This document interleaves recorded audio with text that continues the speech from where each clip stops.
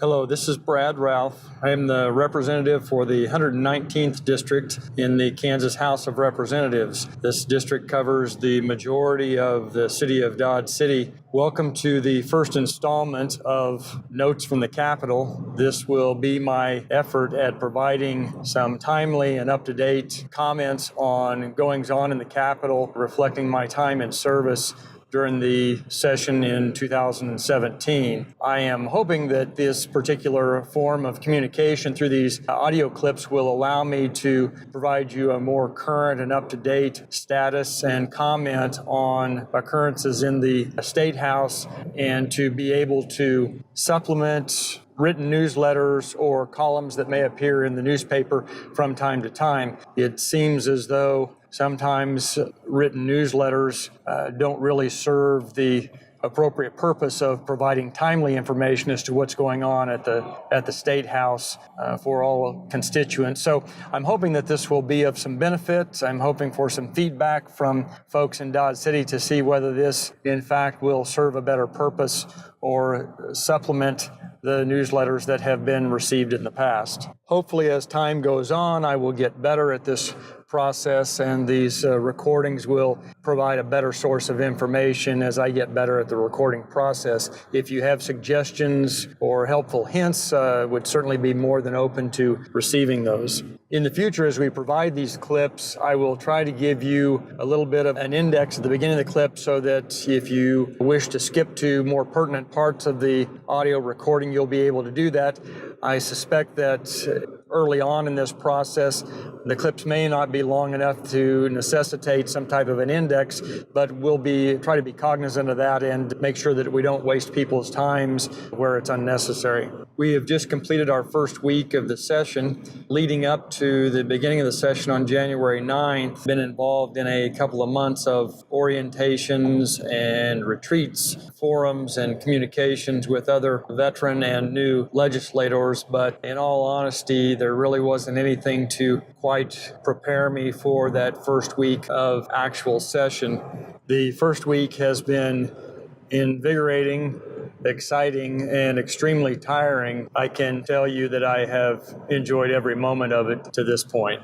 Let's start with some basic information. I am currently residing in offices located at 512 North. That's on the 5th floor of the State House. The office suites are in 512, and inside those suites are approximately 12 to 15 legislators. That is on the north corridor of the State House.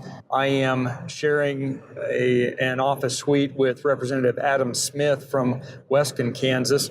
Adam is a rancher with a young family, and we seem to have a very comfortable rapport in the offices, and I'm looking forward to sharing this experience and sharing the offices with Representative Smith during this session. My office assistant is Kay Foster, and you can reach me in the State House most easily by email at the current time, as the State House seems to be having some difficulty getting the phone numbers set up with all of the new representatives and the veteran representatives having moved offices at the beginning of this session. As you might imagine, with nearly 50 new representatives and senators, this is a technological challenge, and the staff at the State House is doing a wonderful job, even though we still have a few hiccups left to iron out. During the 2017 session, I will be serving on 3 separate legislative committees. The first committee is Appropriations.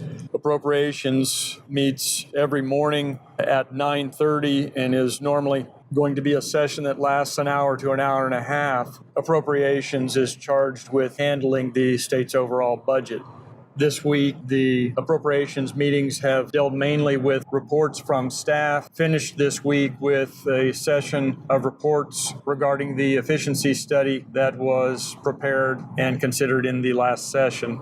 Of course, we expect to delve deeper into that particular study through the course of the session as we continue our deliberations in the Appropriations Committee.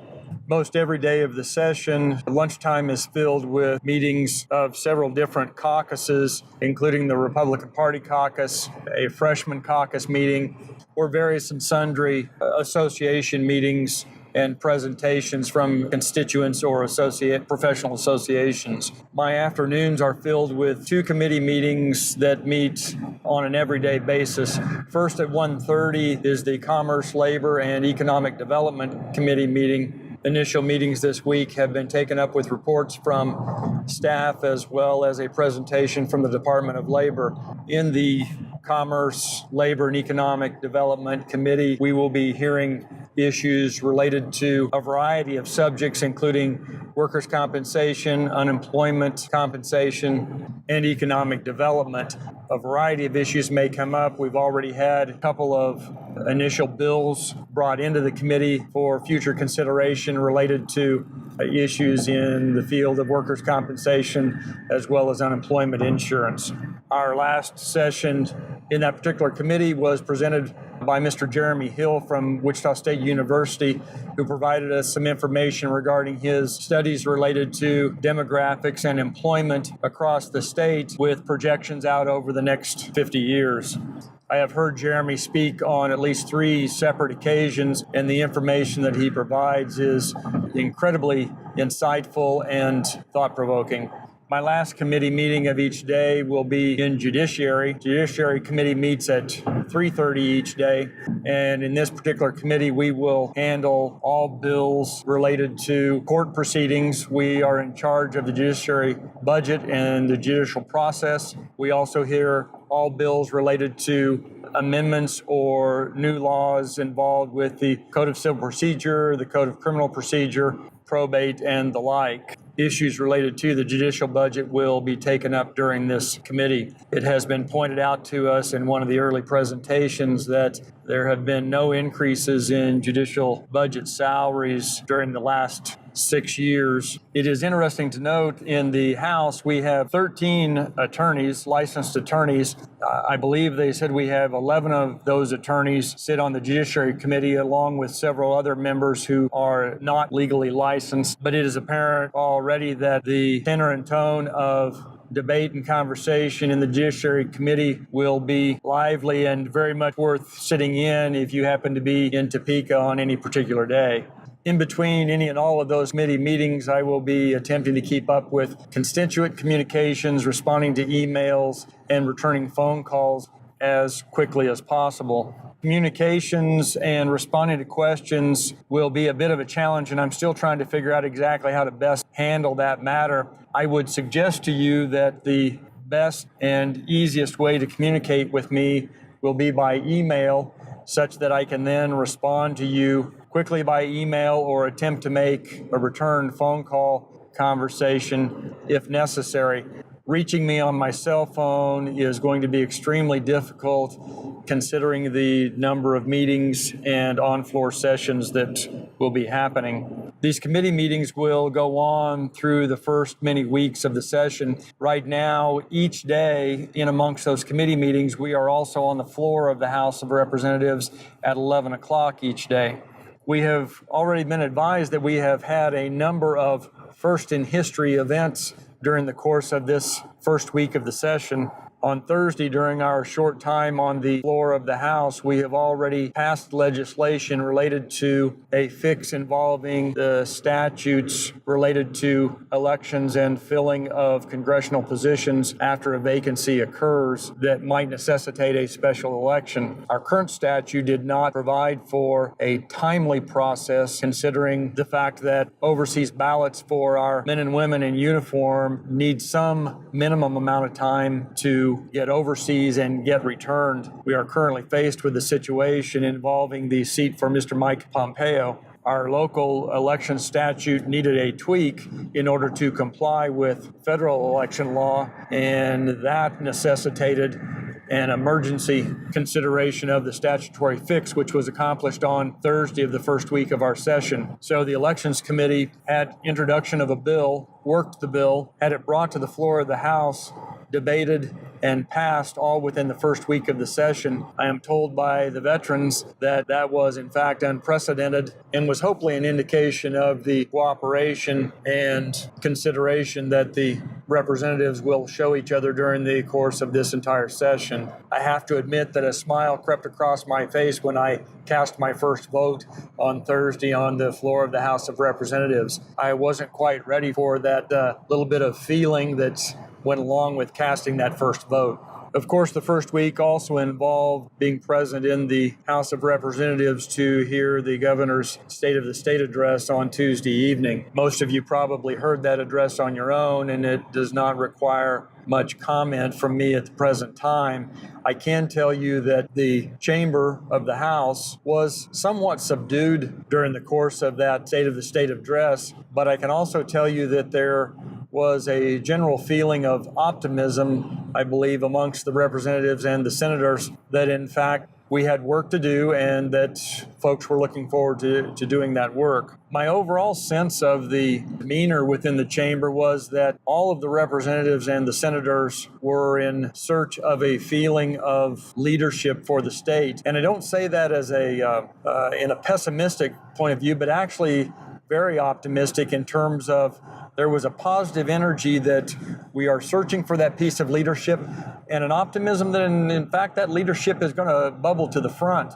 We have a lot of issues to address, and there was nothing about the governor's address that gave me the feeling that anyone in the House or the Senate felt that we were not going to be able to address and deal with the challenges that are presented. I believe this particular time simply gives us the opportunity to have new and fresh leadership come to the front and demonstrate for the citizens of the state of Kansas that the challenges that face us are not insurmountable, and that in fact we will find our way onto a good path. There are no simple canned answers in this particular circumstance, but I do believe that we are aspiring to a better day in this state. As we go through committee meetings in the coming week, I will expect to give you additional information and some more specific impressions of the governor's budget plan and the responses of the legislature, and try to give you a better sense of what the temperature is within the legislature for many of the different proposals and suggestions contained within the governor's budget plan. I am confident that the discussions and debate within the legislature are going to be far-reaching and robust. So I would again please ask you to provide feedback.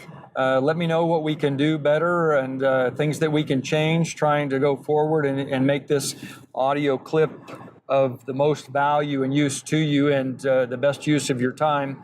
We will work very hard to create a list of emails so that we can deliver this directly to you, or so that you can find it from a link on our Facebook page. I am hoping to be back in the district on many Fridays during the course of the session.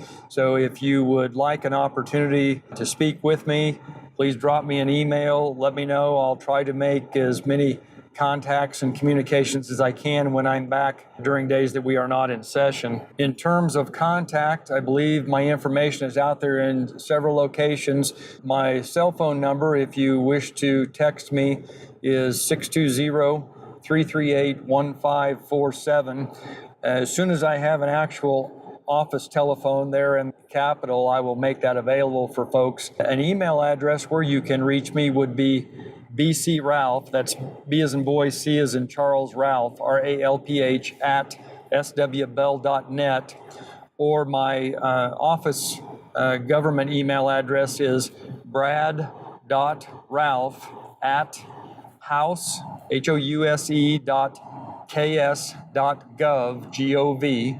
If you wish to write to me or mail something, you can direct that to the state capitol in room 512 North, Topeka, Kansas. Anything mailed to my home address will be very difficult for me to get on a timely basis. So I would encourage you that if you have things to mail those to my address or my office address at the state capitol. I do some tweeting from the Capitol. Sometimes that is a little bit of a challenge. Some of the tweeting that I will do will not necessarily be as much commentary as it might be general information that is more timely in terms of topics that are being addressed in committee meetings, or items that I just think might be of some interest to you to give some perspective on goings on at the Capitol. You can follow me at my Twitter feed that is at Brad Ralph KS. You can also find me at our Facebook page for Brad Ralph for Dodge City. That's also another way that you can get messages to me. I appreciate you taking the time to listen to this inaugural session of Notes from the Capitol. I will get those additional topics out to you. If there are topics or things that you would like to hear me address in any of these notes, please also include those in any messages, and we will try to make this as useful to you as possible. Thank you very much for the opportunity to be of service to the community. I very much appreciate your confidence in having sent me to Topeka, and I will always be doing my best to serve you and represent your interests in the manner that you expect. Thank you very much, folks.